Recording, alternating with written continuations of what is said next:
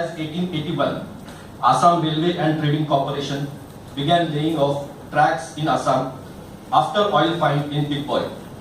The Digboy refinery of AOC was commissioned in 1901 and Burma Oil took over AOC in 1921. A brief period of stagnation ended on the midnight of 14th August 1947 when the Prime Minister of Independent India, Pandit Jawaharlal Nehru, addressed the nation.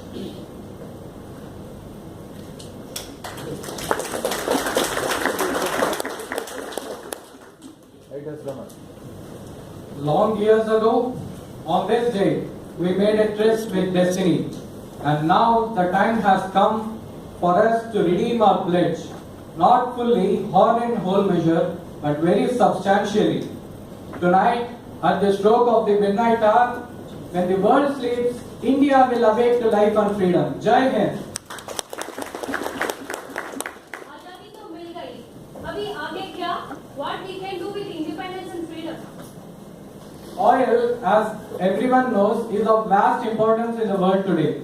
A country that does not produce its own oil will be at a great disadvantage. Even from the point of defense, if a country does not produce its own oil, it will be a fatal weakness. Between 1954 to 1957, Stanmac at Trombay, Burma Shell at Trombay, and Caltex at Visakhapatnam were commissioned. Welcome to India. However, due to the Prime Minister's persistent thrust and adoption of industrial policy regulation and mineral oil industry included in the Schedule A industries, a new scenario emerged. In the interim, the 1953 Nahar Kotia and 1956 Moran oil finds by BOC and AOC in the Assam region could not be capitalized, as the application to build refinery was rejected by the government of Assam. रखो इसे अपने पास, हमें अपना काम करने के लिए किसी विदेशी की जरूरत नहीं, निकले यहाँ से। These developments led to tension between the government of India and Burma Oil. When the refinery location was contemplated to be Barauni in Bihar, based on the Assam crude, the people of the state carried out an almost 2-year-long agitation to get refinery in the home state. This government is not working for the development of UP and Bihar. हमका refinery Bihar में चाहिए। ये तुम्हारी सरकार निठल्ली है, निठल्ली। आसाम का तेल तो हम बिहार में निकालूंगा, बिहार में। We will give our blood, not our oil. We will give our blood, not our oil. Stay in the Assam quota. With the foresight of K.B. Malviya, Indian Refineries Limited was established in August 1958 under 100% government ownership to erect refineries and lay production pipelines. To market petroleum products, Indian Oil Company Limited, another 100% government-owned company, was formed on 30th June 1959. However, these indigenous entities were not taken seriously by the foreign players at all.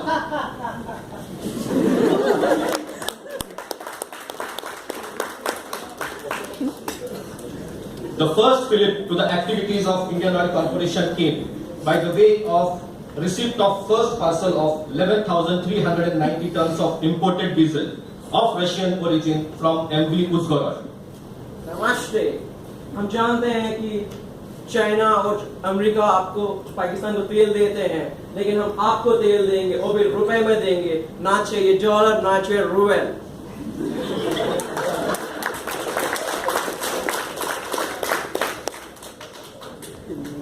1962, the Prime Minister inaugurated the refinery at Guwahati in association with the Romanian government.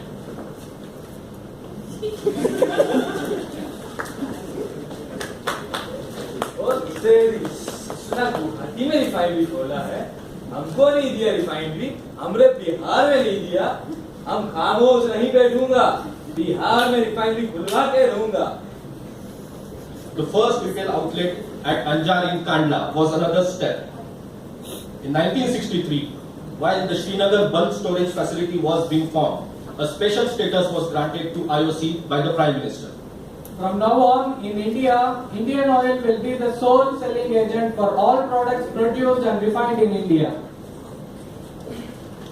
In 1964, the PM inaugurated Baroni and Gujarat refinery in association with the Russian government.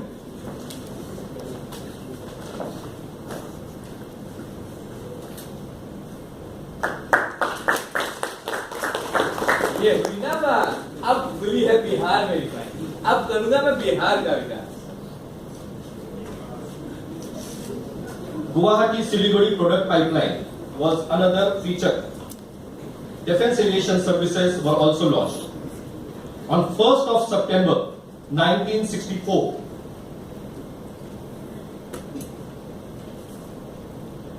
IOCL, Indian Oil Corporation, was formed after the merger of Indian Refineries Limited and Indian Oil Company Limited.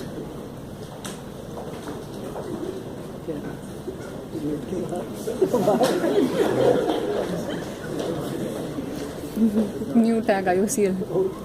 A new star was rising on the horizon of the Indian oil industry. It was called Indian Oil Corporation Limited.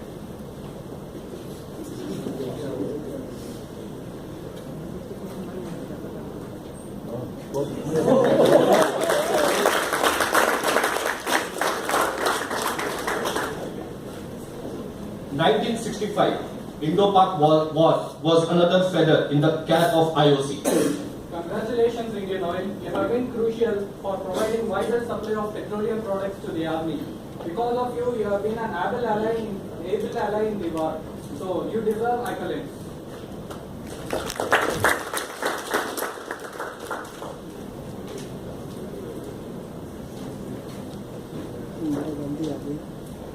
Today, on 22nd October 1965, in the city of Joy, Kolkata, Indian Oil is proud to say that we are going to announce, we are going to launch our brand new product, brand Indian gas, which is useful to aid ladies and household for cooking.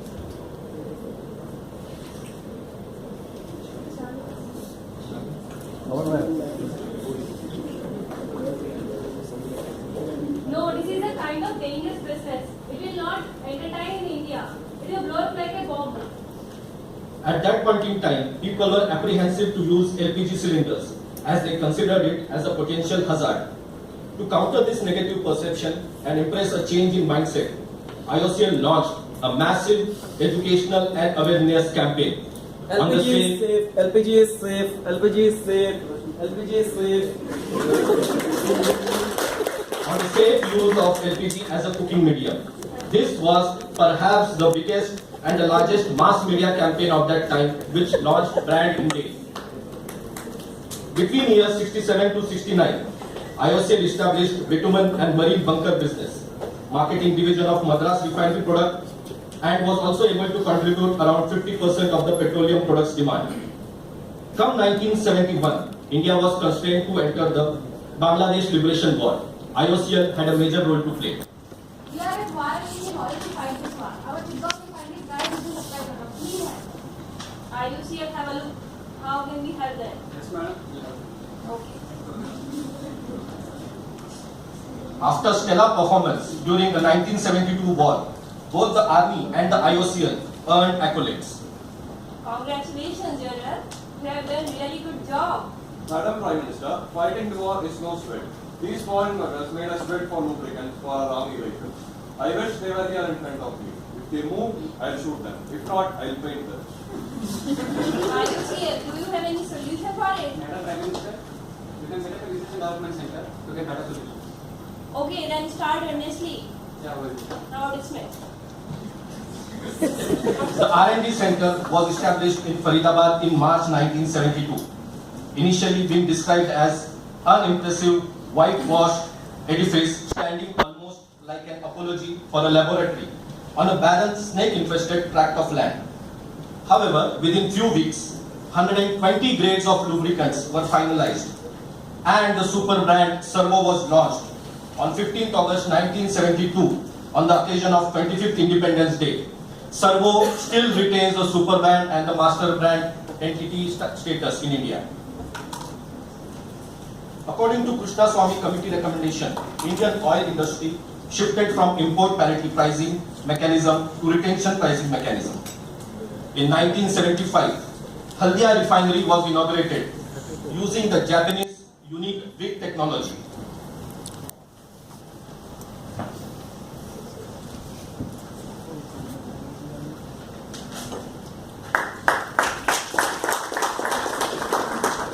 Being true to its tagline of serving the nation, world's highest altitude research retail outlet was established at Leh in Ladakh. Oil Coordination Committee was formed for planning and monitoring of refining, marketing and distribution of petroleum products of public sector companies. 1976 brought the wave of nationalization.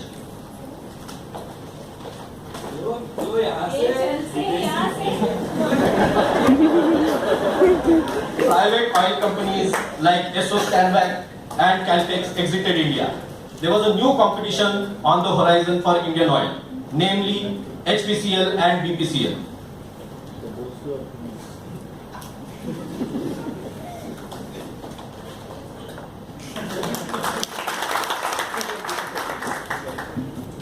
This is the same person as we seen earlier, no? Yeah, this is the same old guy. 1977, Nutan, a major brand in the kerosene stove market, was launched.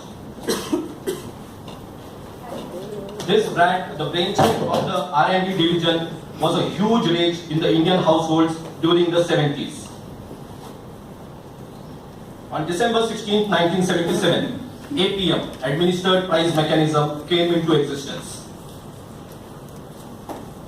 You will be introducing retention pricing method by which refineries will be allowed to recover the cost of crude refinery margins as well as the reasonable cost on each.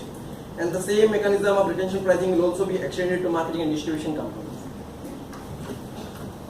1978, another feather in the cap of IOCL, the commissioning of the Salaya-Mathura crude oil pipeline began, and the single point mooring facility was set up at Salaya.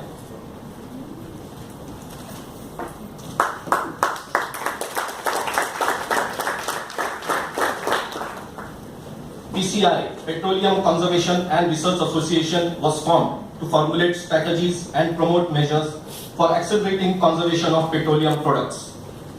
Between 1979 to 1980, Baroni and Bongaigaon refinery were affected by the Assam movement, which was a popular movement against undocumented immigrants in the state of Assam. Friends, this has been the journey of Indian Oil post-independence and especially from 1964 to 1980. It was a difficult and exciting time. Subsequent formative years laid a very strong foundation for the IOCL to be an undisputed leader in the Indian oil and petroleum sector. We will be handing over the baton to our successive batches who are, we are sure, able future leaders, and we will be carrying our legacy forward. At Indian Oil, we are a family. Thank you.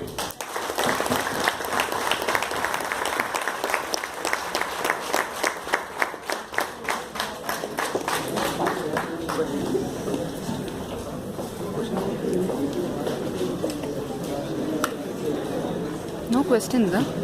No questions, huh?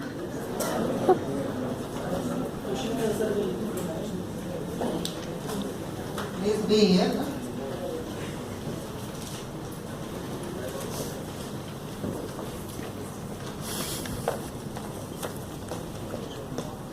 Yeah, any questions you can ask.